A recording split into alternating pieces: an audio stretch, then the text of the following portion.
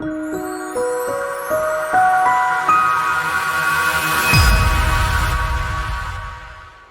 in Riyadh in Saudi Arabia attending TOURISE Summit, and we have with us Ahmed Youseff, the CEO of the Egyptian Tourism Authority. Thank you for being with me, first of all. Thank you so much. So, you attended also the UN Tourism General Assembly a few days ago, and now the TOURISE Summit. First of all, I would like to ask you, before we go to the questions, about your key takeaways of these two events. Well, I believe that we in this part of the world need to get together to have a much better destination image, let's say. The Middle East have been always famous with tensions and different kind of problems. So I'm very happy that these two events is happening in Saudi Arabia, one of the countries in the Middle East that were investing and still investing in tourism. And I believe that will add to the whole country and the whole region in a much better and positive way. So, give me some insights about the tourism in Egypt, and what are the latest initiatives that you take for development of tourism in your country? Okay, well, last year we have achieved 15.8 million tourists to Egypt, and that was the highest number ever we have ever got to Egypt, international travelers. This year, I believe we are expecting to have around 18 million tourists, so this is another number or a record number we are achieving. I believe that though we had these challenges in the Middle East, but Egypt kept growing. That means that we have a very strong brand and a very strong product, and I believe the spend in the infrastructure happening in the country in the past few years and the resilience of the tourism sector in Egypt were the drivers behind that growth. Great. So during the UN General Assembly, Egypt and Saudi Arabia signed a bilateral agreement. Can you give us some information about this agreement? What is included? Three main areas in a nutshell. Cooperation in the part of the antiquities when it comes to exploration, restoration, and what we call it museum scenario. That's one part. The other part, which is tourism, bilateral activation, even more than what we have today between the two countries, and joint programs when it comes to long-haul markets. We need to come together also to attract from the long-haul markets. That will be the main parts, but let me tell you that it is a gate opener. I mean, eventually we need to get the private sector engaged. Governments normally work on the regulation and opening the doors with the legislation and many other government activities, but eventually the private sector are the ones closing the deals and having the business running.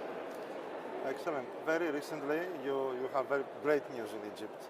You built this new extra modern museum, archaeological museum, which is the biggest in the world. Of course, that was a big investment. I mean, you can give us some information if you have about that, and how you expect this to contribute, first of all, in the experience of the guests that we are receiving, and secondly, how it's going to contribute in the incoming tourism flow. Well, this museum took more than 20 years to be built. 20 years. The idea started a long time ago, and we had to secure the land in the right position. We needed to have this kind of the right architecture, lots of other things. And I believe the investments is more or less 1.0 billion US dollars. So and let me tell you something. Looking from inside the Grand Egyptian Museum, there is the Grand Staircase. At the end of the Grand Staircase, there is a very big window where you can see the pyramid. So as an Egyptian citizen, when I look to the pyramid and I look to the gem, you know, the pyramid was built as a kind of an infrastructure monument at that time, using the latest technology that Egyptians had. with the hands of Egyptians, and it stood for thousands of years. Yeah. Looking to this Grand Egyptian Museum, I would consider it a new museum that we are building with the hands of Egyptians, which took a long time to build, and with the latest technology in hand as well. So I feel about it like very proud as an Egyptian to continue the legacy of my great grandparents, fathers. And let me tell you that on another hand, the Grand Egyptian Museum represents what we have been doing in Egypt in the past few years. I mean, investing in the infrastructure, investing in the human capital, investing in technology and digital transfer. If you go to visit the Grand Egyptian Museum, it is not about seeing history; it's about living history. Okay. Yeah. So it is about having new experience when it comes to learning about cultures and history. I believe this kind of transformation already did the job when it comes to marketing promotion. So lots of people around the world want to visit Egypt, firstly for the Grand Egyptian Museum, and secondly for other attractions that we have. Secondly, I believe this museum will be kind of an iconic where we want to go with our heritage sites and other museums. We will be uplifting other museums and archaeological sites for better technological advancement, digital transformation. I mean, today you can book most of your tickets online, for example. Yeah. And there is electronic gates everywhere, and some of the attractions and the antiquities side you can visit at night. So we are developing pretty much our infrastructure also for antiquities and museums in the future. Great. Since you spoke about the future, what can we expect from Egypt in terms of development for the future in tourism, starting by 2026 to see a little bit closer to us and then further? Okay. Well, our aspiration or our target is to reach 30 million tourists within the coming 5 to 7 years. What is the number now? We are estimating to close this year with around 18 million. 18 million. So the growth should be somewhere between 15 and 20% year on year. And because of that, we need more hotel rooms. And we are encouraging the private sector to start building more rooms. Local investments or international investments? Both ways. Both ways.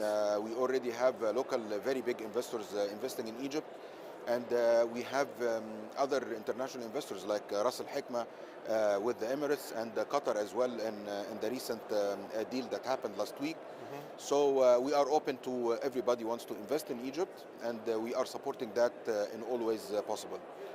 Secondly, we need more flights to Egypt, and we are also working with our national carriers to have extended the fleet, and I believe they will be receiving a pretty amount of airplanes in the coming few years.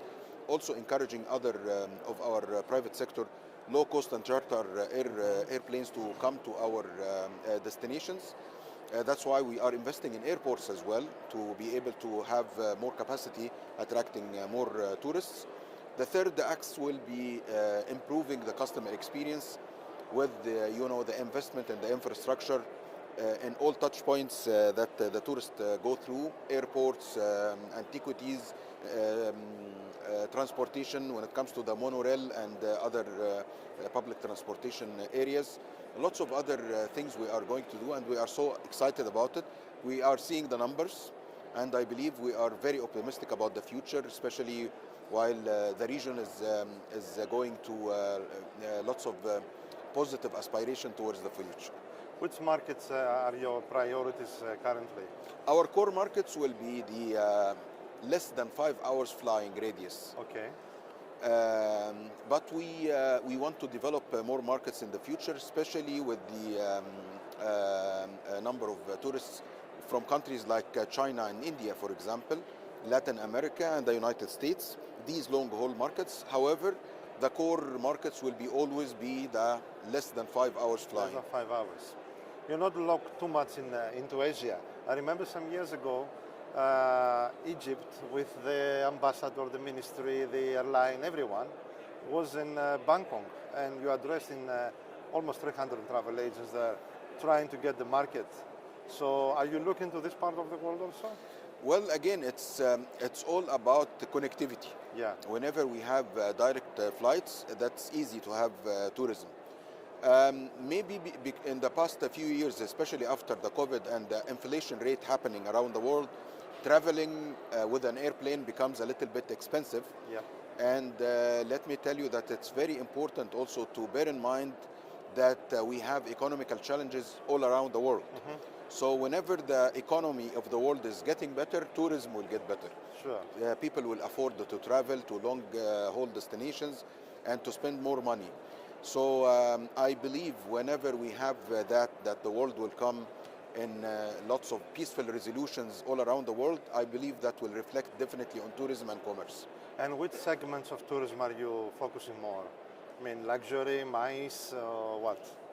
And this is the beauty of Egypt. We always talk about Egypt that it is the unmatched diversity. Okay. I mean, we have different destinations, we have different products, not only cultural, leisure, MICE, adventure, spiritual, we have everything.